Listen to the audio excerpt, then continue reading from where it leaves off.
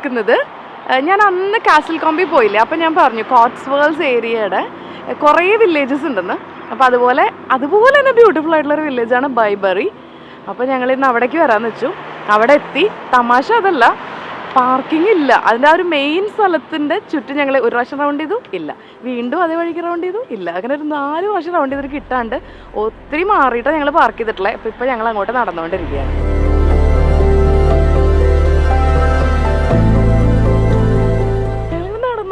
നോക്കി, ഇതൊരു പ്രൈവറ്റ് പ്രോപ്പർട്ടിയാണ് കേട്ടോ അപ്പുറത്തുള്ളത്.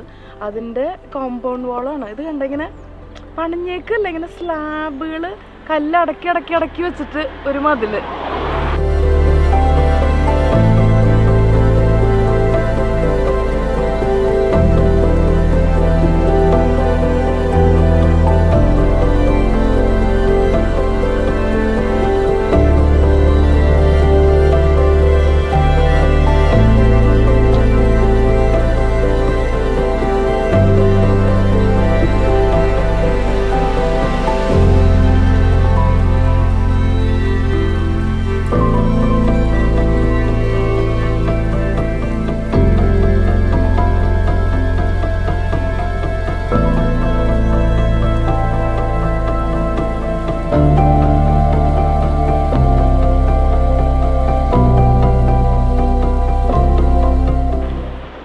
മാഷ്മെല്ലോ ടോസ്റ്റ് ചെയ്ത് കഴിക്കാനുള്ള ഫയറാണ്. 2.50 കൊടുത്താൽ മാഷ്മെല്ലോ വാങ്ങിയിട്ട് ടോസ്റ്റ് ചെയ്ത് തിന്നാം. പക്ഷെ എനിക്കിവിടെ വന്നിട്ട് ഇങ്ങനെ തീ കത്തണം മണം കേട്ടപ്പോൾ ഭയങ്കര നൊസ്റ്റാൾജിയ. ആദ്യമായിട്ട് തീ കത്തുമ്പോൾ നൊസ്റ്റാൾജിയ തോന്നണം. കാരണം വെച്ചാൽ വീട്ടിൽ മമ്മി അടുപ്പിൽ തീ വെക്കണ ഒരു ഓർമ്മയൊക്കെയാണ് വരണേ.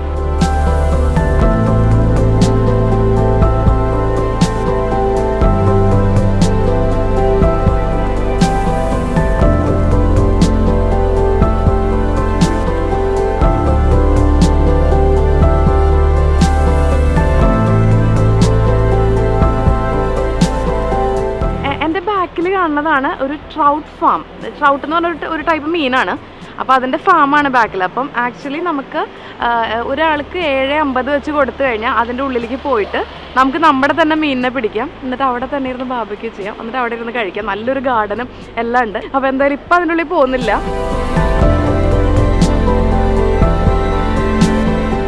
കോട്സ്വേൾഡ് ഏരിയ എന്ന് പറയുമ്പോൾ തന്നെ നമുക്ക് പറയാമല്ലോ, എന്ന് വെച്ചാൽ എല്ലാ ബിൽഡിങ്സും മറ്റേ കോട്സ്വേൾഡ് സ്റ്റോൺ വെച്ചിട്ടായിരിക്കും.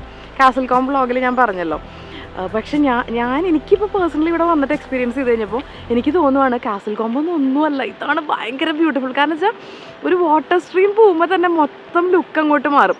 എവിടെ തിരിഞ്ഞാലും മറ്റേ പോസ്റ്റ് കാർഡ് ഫ്രെയിം എന്ന് പറയില്ലേ, അങ്ങനത്തെ ഒരു എഫക്റ്റാണ്. എന്ന് വെച്ചാൽ ഭയങ്കര ബ്യൂട്ടിഫുൾ എന്ന് മാത്രമേ എനിക്കിവിടെ പറയാൻ പറ്റുള്ളൂ. അത്രയും രസമായിട്ടുള്ളൊരു സ്ഥലം.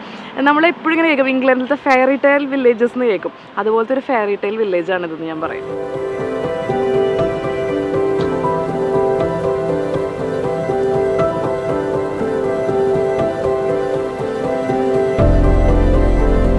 എൻ്റെ ബാക്കിൽ കാണുന്നതാണ് ദ സ്വാൻ ഹോട്ടൽ എന്ന് പറഞ്ഞിട്ട്, ബൈബറിയിലത്തെ ഏറ്റവും ഫേമസ് ഹോട്ടൽ എന്ന് തന്നെ പറയാം. അപ്പോൾ അതിൻ്റെ തന്നെ ഒരു സ്പേസ് ആണെന്ന് തോന്നുന്നു. ഈ ബാക്കിൽ കാണുന്ന ഒരു ഐലൻഡ് പോലെ, അതായത് ഒരു ചെറിയൊരു സ്പേസ്, അവിടെ നമുക്ക് ഫുഡൊക്കെ കഴിക്കാം. അതിൻ്റെ ചുറ്റും ഇങ്ങനെ വെള്ളം പോവുക. അയ്യോ, വല്ലാത്തൊരു ഫീല്.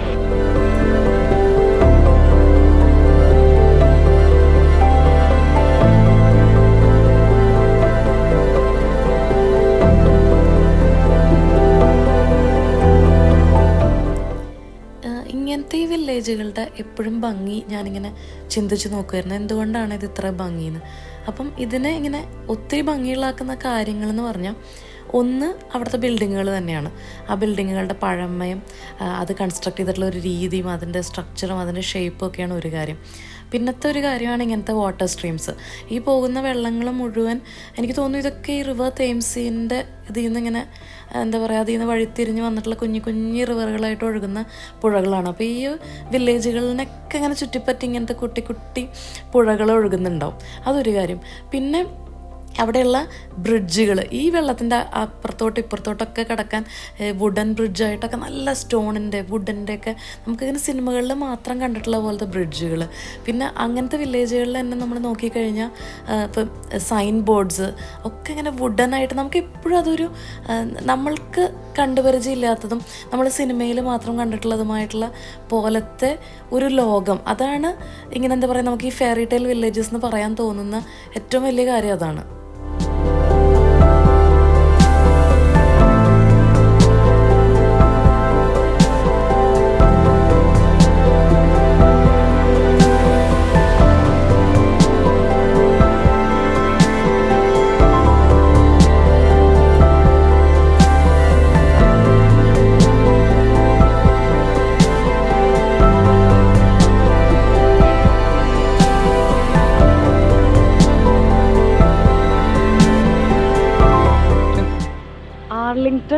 എന്ന് പറഞ്ഞിട്ട് ഒരു റോ ഓഫ് ഇങ്ങനത്തെ വീടുകൾ, നല്ല ബ്യൂട്ടിഫുൾ കോട്ടേജസിൻ്റെ ഒരു റോ ഈ കോട്സ്വോൾഡ് സ്റ്റോണിൽ ഉണ്ടാക്കിയിട്ടുള്ള.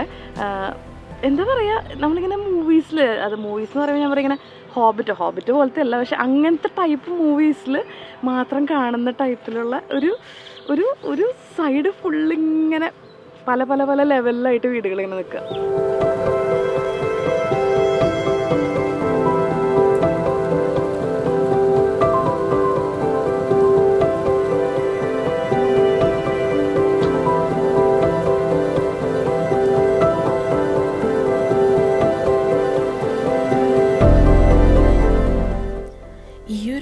തന്നെ വീടുകൾ നമ്മൾ നോക്കുകയാണെങ്കിൽ ഒരുപാട് വീടുകളിൽ ആൾതാമസമുണ്ട്, ശരിക്കും ആൾക്കാർ താമസിക്കുന്ന വീടുകളാണ്.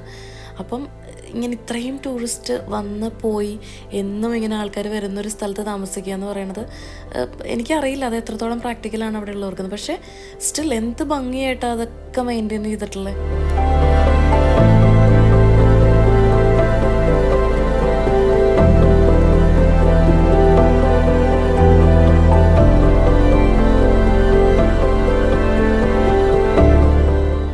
ഇങ്ങനത്തെ സ്ഥലങ്ങളിൽ വരുമ്പോൾ അതുപോലെ തന്നെ നമുക്ക് അപ്രീഷിയേറ്റ് ചെയ്യാൻ തോന്നുന്നൊരു കാര്യമാണ് ഇവരുടെ കൾച്ചർ, അല്ലെങ്കിൽ ഇവരതെങ്ങനെ പ്രിസർവ് ചെയ്യുന്നു എന്നുള്ളത്. ഇപ്പം ഇങ്ങനത്തെ ഓരോ സ്ഥലങ്ങളിലും നമ്മൾ വന്നു കഴിയുമ്പോൾ എന്ത് ബ്യൂട്ടിഫുള്ളിയാണ് ഓരോ കാര്യങ്ങളും പ്രിസർവ് ചെയ്തിട്ടുള്ളത്, എന്ത് രസമായിട്ടാണ് അവരിത് ഇപ്പോഴും നോക്കിക്കൊണ്ടിരിക്കുന്നത്, ഒരു ചപ്പോ ചവറോ ഇട്ട് നശിപ്പിക്കാതെ. എന്നുവെച്ചാൽ ഇവിടെ ഉള്ളവരും അതിനെ പ്രിസർവ് ചെയ്യുന്നു കാണുന്നത് വലിയ സന്തോഷമാണ്.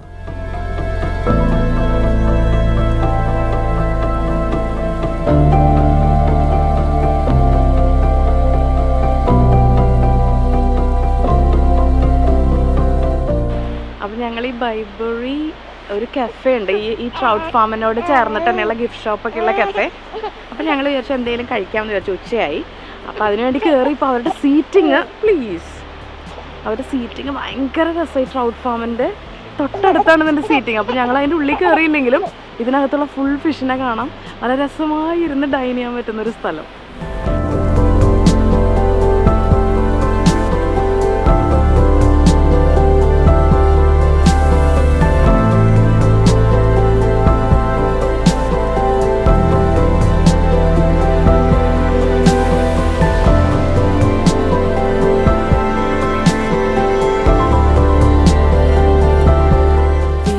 വിശപ്പില്ലാത്തവർക്കും ഇങ്ങനെ പുറത്തേക്ക് എത്തിക്കഴിഞ്ഞ് കഴിഞ്ഞാൽ വിശപ്പ് വരും. എനിക്ക് തോന്നുന്നു കുട്ടികളുള്ള എല്ലാവർക്കും അത് റിലേറ്റ് ചെയ്യാൻ പറ്റുമായിരിക്കും. കാരണം വെച്ചാൽ വീട്ടിൽ നമ്മൾ എന്ത് കൊടുത്താലും വേണ്ടാത്തവർക്ക് പുറത്ത് വന്നു കഴിഞ്ഞാൽ ഹംഗ്രി എന്ന് പറയുന്ന ഒരു സ്വഭാവം എന്തായാലും എൻ്റെ പിള്ളേർക്കുണ്ട്.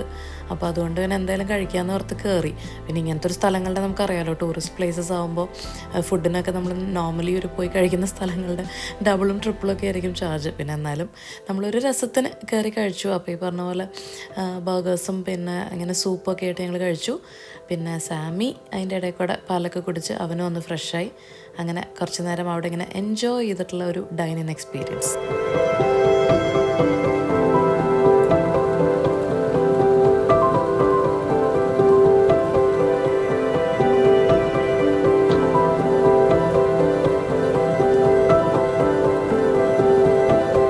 ഫുഡ് കഴിച്ച് സമാധാനമായി കഴിഞ്ഞപ്പോൾ അതിനോട് ചേർന്നിട്ടുള്ള ഗിഫ്റ്റ് ഷോപ്പിൻ്റെ ഉള്ളിലേക്കൊന്ന് പോയി.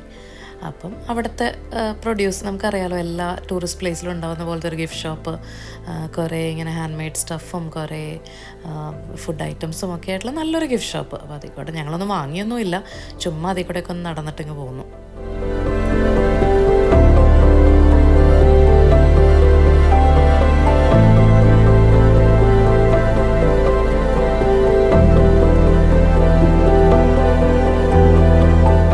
അപ്പം അതാണ് ഞങ്ങളുടെ ബൈബറി വിശേഷങ്ങൾ.